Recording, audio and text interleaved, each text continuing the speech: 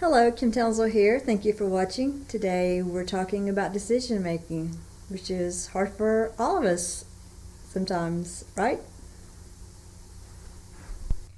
There are many obstacles to decision making.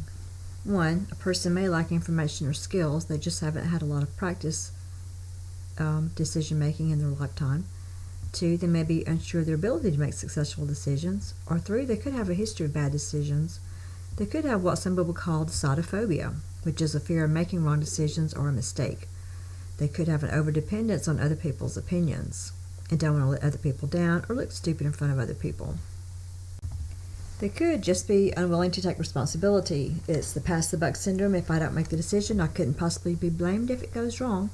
And also they may be trying to avoid conflict, especially in relationships between couples.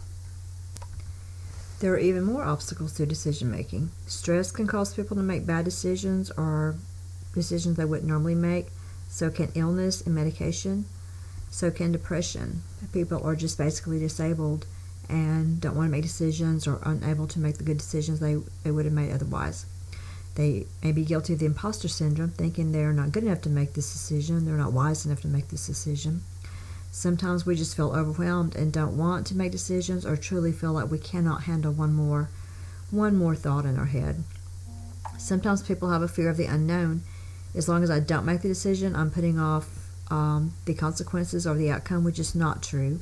Some people just have a lack of good judgment, and some people are just procrastinators and put off making decisions when they have everything they need to make those decisions. Recognizing these obstacles can help us to deal with them. This is the decision-making model I teach my college students with 6 steps. 1 is to state the problem or the goal. It probably needs to be stated with 1 sentence, otherwise we're guilty of tornado thinking. 2 is to list all the options no matter how crazy they sound. Just brainstorm and list every possible option that you have. The 3rd step is to list the pros and cons of each option. Making a chart seems to help here. Getting it down in an organized manner shows us the pros and cons and sometimes clearly shows us which option that we need to choose. If not, we go to step 4, which is looking at our values, our resources, our goals, and choosing an option. Then 5 is we make the decision. 6 is we evaluate the decision and see if it worked out right for us. Will every decision we make come out perfectly if we follow this advice? Absolutely not. That's why we have to remember this. 1, just make our decisions. Just make the decision. You're going to have to make numerous decisions in your life as you adult.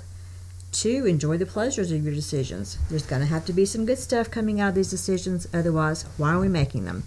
3, there's going to be some bad stuff, so deal with the consequences of the decision as well. Thank you for watching the video. Please like, subscribe, share, and make good decisions.